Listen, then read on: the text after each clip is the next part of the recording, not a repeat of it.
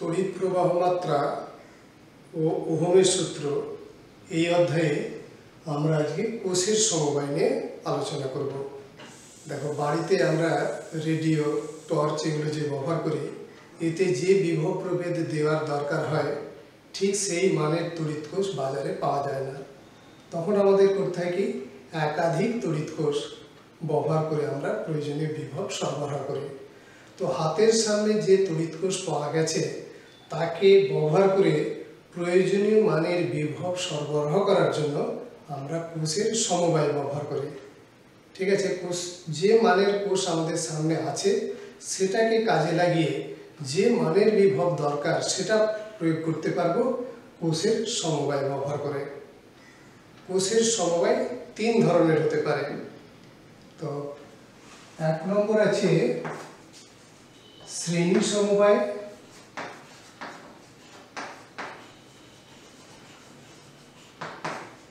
দুই সমান্তরাল সমবায়,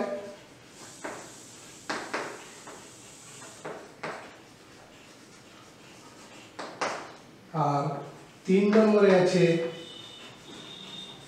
মিশ্র সমবায়। তাহলে কোষকে আমরা তিনটে সমবায় যুক্ত করতে পারি। একটা হচ্ছে শ্রেণী সমবায়, দু নম্বর হচ্ছে সমান্তরাল সমবায়, আর তিন নম্বরের নাম হলো মিশ্র সমবায়। মিশ্র সমবায় আসলে শ্রেণী সমবায় আর সমান্তরাল সমবায়কে একসাথে ব্যবহার করা হয়েছে। মূল ভাগ শ্রেণী সমবায়, সমান্তরাল সমবায়, আর এই দুই সমবায়কে কাজে লাগিয়ে গঠন করা হয় মিশ্র সমবায়। ঠিক আছে, এখন আমরা প্রথম দেখব শ্রেণী সমবায় কি, শ্রেণী সমবায় কোষকে কিভাবে যুক্ত করা হয়, প্রবাহ কত হয়, এইরকম রাশি আমরা হিসাব করব। তাহলে প্রথম আমরা পড়ব এবার শ্রেণী সমবায়।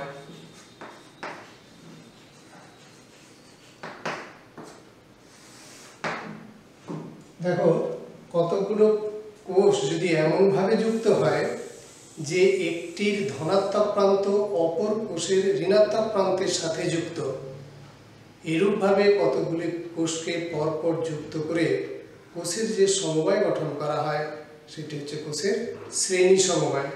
কি বলা হলো, দেখো কতগুলো কোষ নেওয়া হয়েছে। ধরো এইরকম একটি কোষ, তার ধনাত্মক প্রান্ত অপর কোষের ঋণাত্মক প্রান্তের সাথে যুক্ত। এরূপভাবে দেখো ঠিক এই রীতি মেনে কতগুলো কোষ পরপর যুক্ত করা আছে। তাহলে এই যে সমবায়, এটা হবে কোষের শ্রেণী সমবায়। একটি কোষের ধনাত্মক প্রান্ত অপর কোষের ঋণাত্মক প্রান্তের সাথে যুক্ত, এরূপভাবে কতগুলি কোষ পরপর যুক্ত আছে।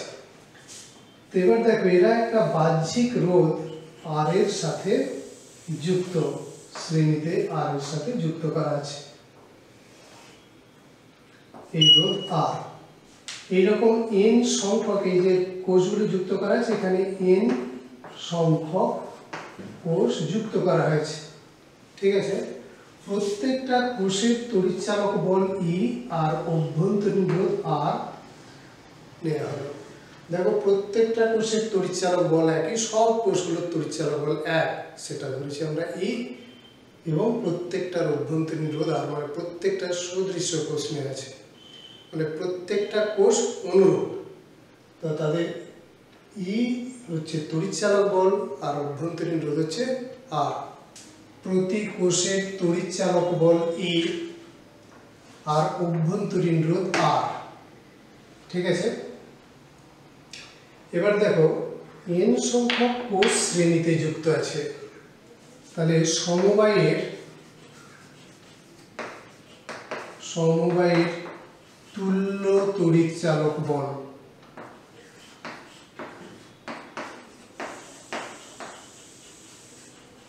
তুল্য তড়িৎচালক বল, দেখো একটা কোষের জন্য হতো ই, এন সংখ্যক পরপর যুক্ত করা আছে, তাহলে তুল্য তড়িৎচালক বল হবে এন ই।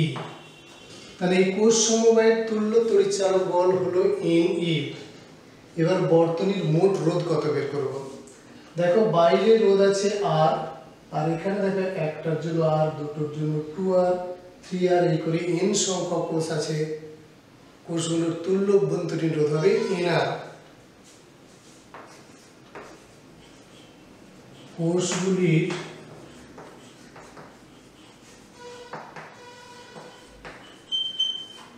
তুল্য অভ্যন্তরীণ রোধ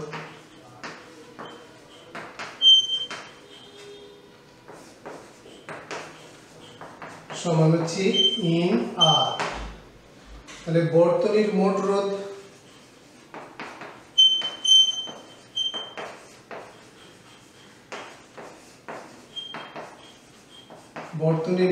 কত দেখো, কোষগুলোর জন্য হলো এনআর আর এটা আছে আর, তাহলে হলো আর প্লাস ইন আর।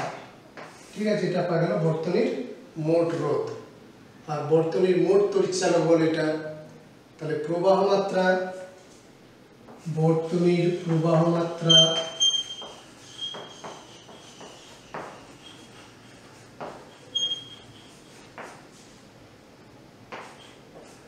I সমান, দেখো তুল্য তড়িৎচালক বল তাকে তুল্য রোধ দিয়ে ভাগ করলে পাওয়া যাবে। তুল্য তড়িৎচালক বল হচ্ছে এন ই, মোট রোধ আর প্লাস এন আর, এইটা পাওয়া গেল বর্তনীর প্রবাহ মাত্রা। ঠিক আছে,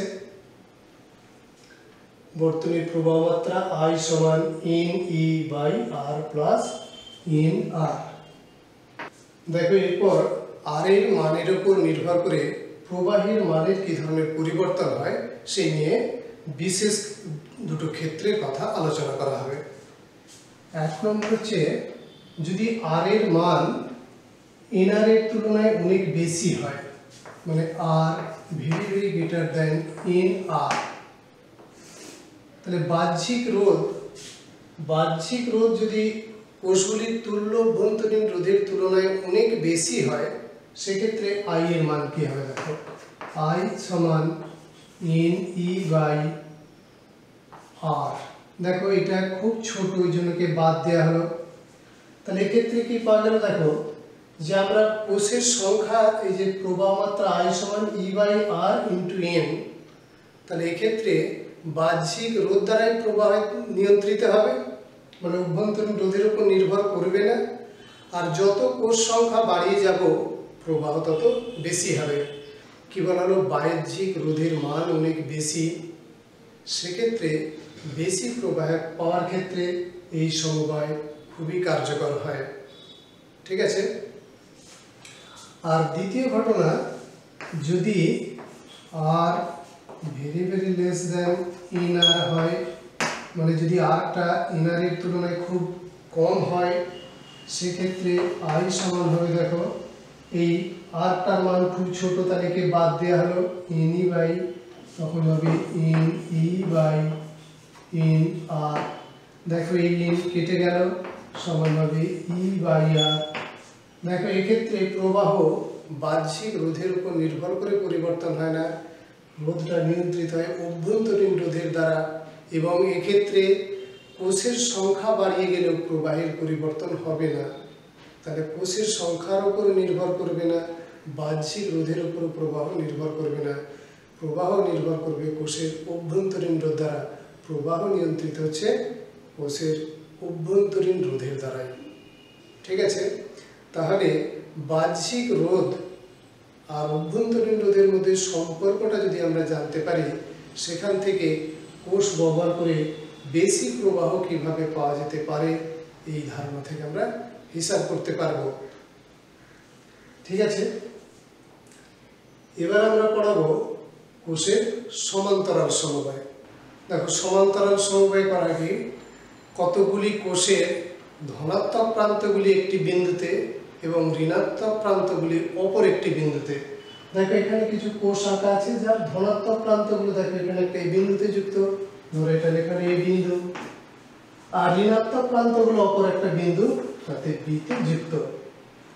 তাহলে কোষের এই সমবায়টাকে বলা হবে সমান্তরাল সমবায়। দেখো কতগুলি কোষের ধনাত্মক প্রান্তগুলি একটি বিন্দুতে এবং ঋণাত্মক প্রান্তগুলি অপর একটি বিন্দুতে যুক্ত করলে কোষের যে সমবায় গঠিত হয় সেটাকে কোষের সমান্তরাল সমবায় বলা হয়। দেখো এক্ষেত্রেও n সংখ্যক কোষ নেওয়া হয়েছে, n সংখ্যক কোষ এখানে ব্যবহার করা হয়েছে। প্রত্যেকটা তড়িৎচালক বল E, দেখো প্রত্যেকটা তড়িৎচালক বল E আর অভ্যন্তরীণ রোধ R। ঠিক আছে, প্রত্যেকটা কোষই অনুরূপ। এবার এই সমবায় তুল্য তড়িৎচালক বল।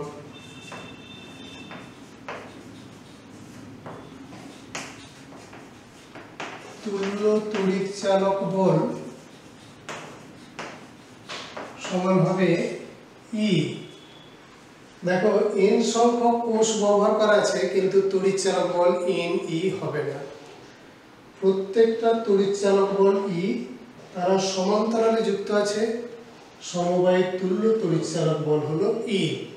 এরকম যতই কোষ বাড়িয়ে যাওয়া হবে তড়িৎচালক বল একই থাকবে। ঠিক আছে, তুল্য তড়িৎচালক বল হলো ই।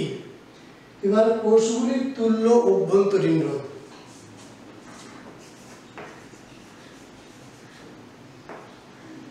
কোষগুলির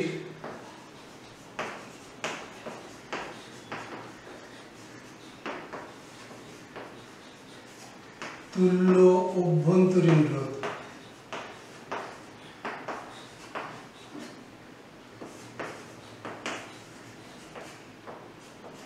তুল্য অভ্যন্তরীণ রোধ, দেখো এই যে অভ্যন্তরীণ রোধ আর আর আর আছে, এরা সব সমান্তরালে যুক্ত।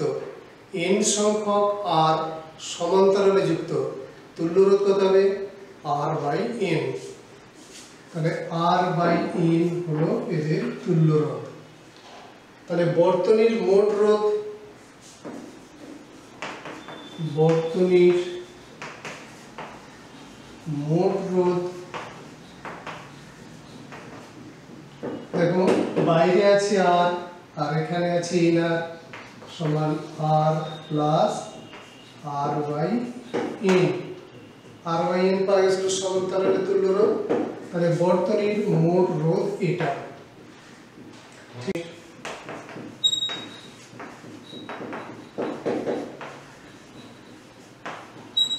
প্রবাহ মাত্রা আই সমান কি হবে? তুল্য তড়িৎচালক বলকে মোট রোধ দিয়ে ভাগ। তুল্য তড়িৎচালক বল হচ্ছে ই, মোট রোধ আর প্লাস আর বাই এন। ঠিক আছে, দেখো এবার এই যোগটা করলে কি পাওয়া যাবে? E by N R plus R by N সমান N E by N R plus R. ঠিক আছে, দেখো এই যোগ করে এটা পাওয়া গেল। এটা হচ্ছে বর্তনীর প্রবাহ মাত্রা। এবার দেখো বাহ্যিক রোধ আর অভ্যন্তরীণ রোধ, এদের উপর নির্ভর করে প্রবাহের পরিবর্তন কেমন হবে সেই নিয়ে দুটো ক্ষেত্রের কথা, দুটো বিশেষ ক্ষেত্রের কথা আলোচনা করা হবে। তাহলে বাহ্যিক রোধ আর অভ্যন্তরীণ রোধ, এদের মানের উপর নির্ভর করে দুটি বিশেষ ক্ষেত্রের কথা এবার আমরা আলোচনা করব। এক নম্বরে দেখো এই যে এখানে একটু লিখে নিই, আই সমান আছে N E by N R plus আর।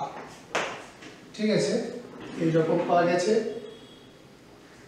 তো এখন এন আর যদি আর এর তুলনায় অনেক বড় হয়, এর মান এর তুলনায় অনেক গুণ বেশি, তাহলে সেক্ষেত্রে আই সমান হবে দেখো এন ই বাই এন আর। এই আর খুব ক্ষুদ্র গুলোকে বাতিল করা হলো, বাদ দেওয়া হলো। তাহলে এন ই বাই এন আর, এক্ষেত্রে এটা পাওয়া গেল দেখো ই বাই আর।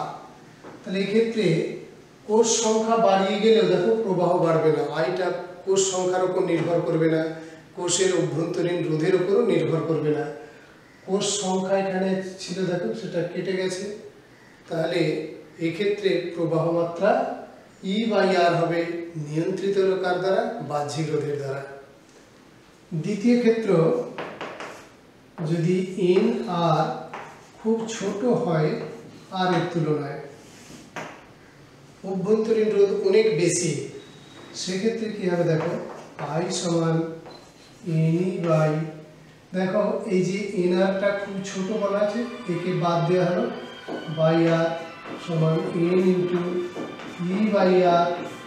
তো এক্ষেত্রে দেখো কোষের সংখ্যা যত বাড়িয়ে যাওয়া হবে প্রবাহ মাত্রা তত বাড়বে, আর অভ্যন্তরীণ রোধের উপর নির্ভর করে প্রবাহ মাত্রাটা অভ্যন্তরীণ রোধের উপর নির্ভর করবে। দেখো বাহ্যিক রোধের ভূমিকা এখানে নেই। ঠিক আছে, এবার কোষের মিশ্র সমবায় নিয়ে আলোচনা করা হবে।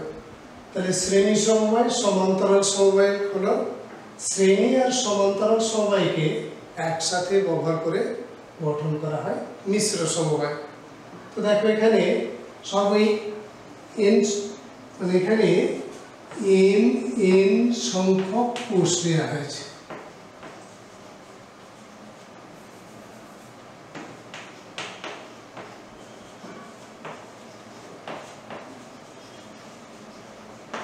দেখো এন সংখ্যক কোষ কিভাবে ব্যবহার করা যায়, এদিকে দেখো এন সংখ্যক কোষকে পরপর যুক্ত করে একটা সারি গঠন করা হয়েছে।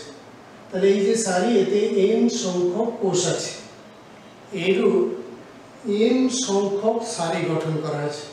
দেখো এইদিকে লিখেছি এন সংখ্যক সারি আছে। তাহলে এখানে মোট কোষের সংখ্যা কত হলো? এন ইন্টু এন, এন সংখ্যক কোষ আমার কাছে আছে। তাকে এইরকম এম সংখ্যক সারি গঠন করা হয়েছে, আর প্রত্যেক সারিতে কোষের সংখ্যা এন। কোষের তড়িৎচালক বল ই আর অভ্যন্তরীণ রোধ আর। ঠিক আছে, এবার দেখো প্রতি সারির তড়িৎচালক বল।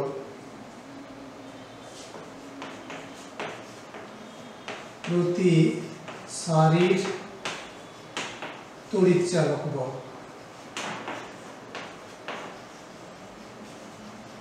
কত হবে? দেখো একটার হচ্ছে ই, এন সংখ্যক কোষ যুক্ত আছে, তাহলে তড়িৎচালক বল হবে এন ই। দেখো এইরকম এন সংখ্যক সারি আছে, তাহলে কোষ সমবায়ের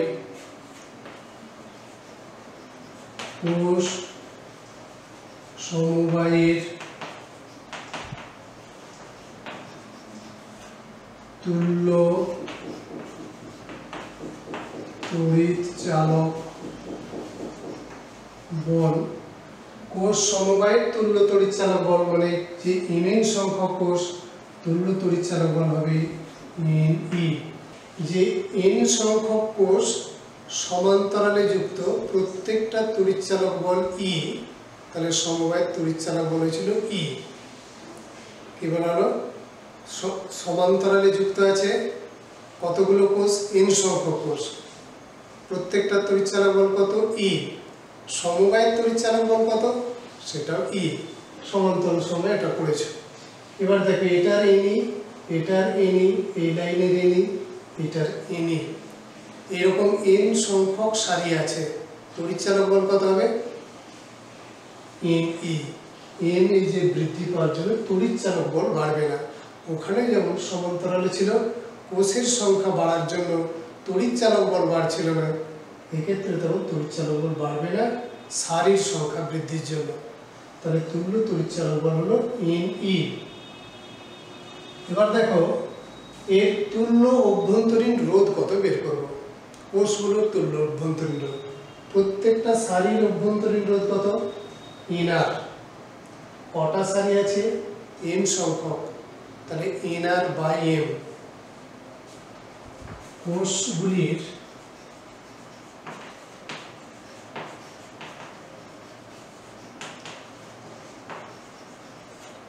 তুল্য অভ্যন্তরীণ রোধ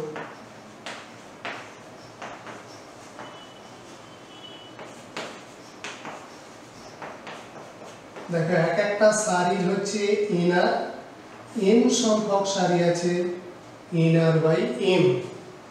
ঠিক আছে, তাহলে বর্তনীর মোট রোধ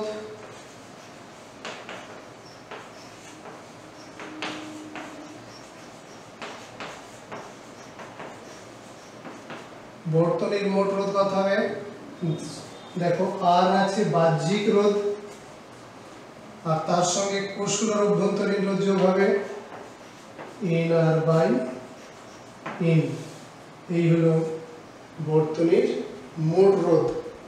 তাহলে বর্তনীর প্রবাহ মাত্রা কি পাওয়া যাবে?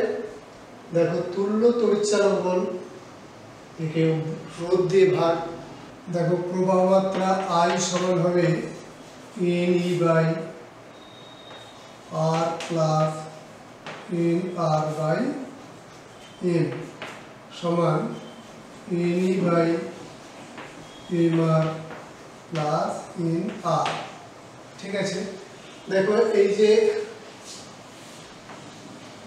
M M R plus N R by M সমান লেখা যাবে M N E by M R plus M R. ঠিক আছে, তাহলে এখান থেকে প্রবাহ মাত্রাটা পাওয়া গেল। এবার ওই যে বাহ্যিক রোধ আর তার ভেতর দিয়ে সর্বোচ্চ প্রবাহ পাঠানোর জন্য, সর্বোচ্চ প্রবাহ পাওয়ার জন্য এইদিকে এম আর এন এর মানের কি সম্পর্ক হবে, মানে কোন দিকে কটা কোষ যুক্ত করতে হবে তার শর্ত আমরা হিসাব করব। এটাকে বলা হয় রোধের মধ্য দিয়ে বা বাহ্যিক রোধের মধ্য দিয়ে সর্বোচ্চ প্রবাহ পাওয়ার শর্ত। এখান দিয়ে সর্বোচ্চ প্রবাহ পাবো কোন শর্তে সেটা আমরা হিসাব করব। দেখো এখানে আই সমান পাওয়া গেছে M N E by M R plus N আর।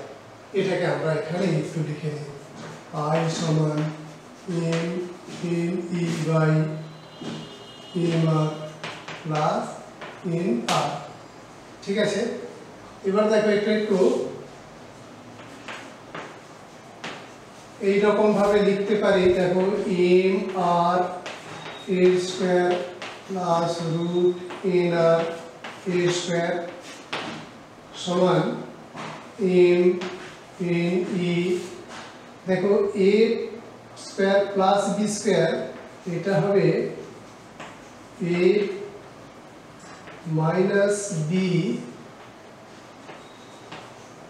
এর হোল স্কোয়ার প্লাস 2ab।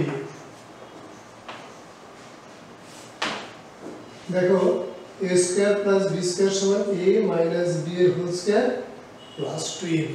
ঠিক আছে, এই আকারে লেখা হলো। এবার বলা হচ্ছে যে i এর মান সর্বোচ্চ হবে যদি এই নিচের অংশটা ছোট হয়। ঠিক আছে, এটা ছোট হলে, এটা সর্বনিম্ন হলে এর মান সর্বোচ্চ হবে। এবার এই অংশের মান ছোট হবে যদি এই অংশ সর্বনিম্ন হয়, এটা যদি সবচেয়ে ছোট হয়। দেখো এটি স্কয়ার আছে, যদি এই বিয়োগ করে মান ঋণাত্মক হয় তার স্কয়ার করলে ধনাত্মক হয়ে যাবে, ধনাত্মক হলে তো স্কয়ার করে ধনাত্মক হবে, তাহলে মান বেড়ে যাবে। তো সর্বনিম্ন মানের জন্য এটার মান 0 হতে হবে। আর একবার বিষয়টা দেখো, তাহলে i এর মান সর্বোচ্চ হতে গেলে এই অংশের মান সর্বনিম্ন হতে হবে। সেটা হওয়া সম্ভব যদি এই অংশের মান সর্বনিম্ন হয়।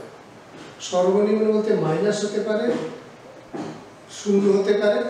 মাইনাস হলে দেখো তার স্কয়ার করলে ধনাত্মক হয়ে যাবে, তাহলে বেড়ে যাবে, তাহলে এর মান 0 হতে হবে। তাহলে i এর সর্বোচ্চ মানের জন্য লেখা হবে i এর সর্বোচ্চ মানের জন্য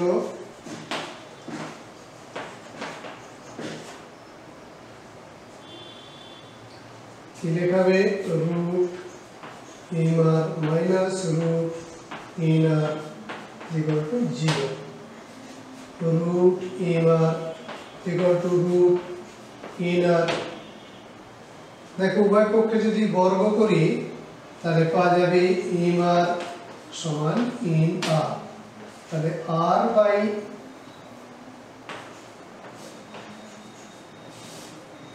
দেখো এটা পাওয়া গেল।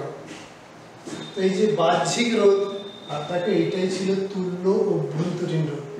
বাহ্যিক রোধের মান যদি কোষগুলির তুল্য অভ্যন্তরীণ রোধের মানের সমান হয় তাহলে বর্তনীতে সর্বোচ্চ প্রবাহ পাওয়া যাবে। ঠিক আছে, আর একবার খেয়াল রাখো এই হচ্ছে শর্ত, বা এটা থেকে বোঝা গেল এটা বাহ্যিক রোধ আর এটা হচ্ছে তুল্য অভ্যন্তরীণ রোধ। এদের মান সমান হলে বর্তনীতে প্রবাহ সর্বোচ্চ হবে। ঠিক আছে।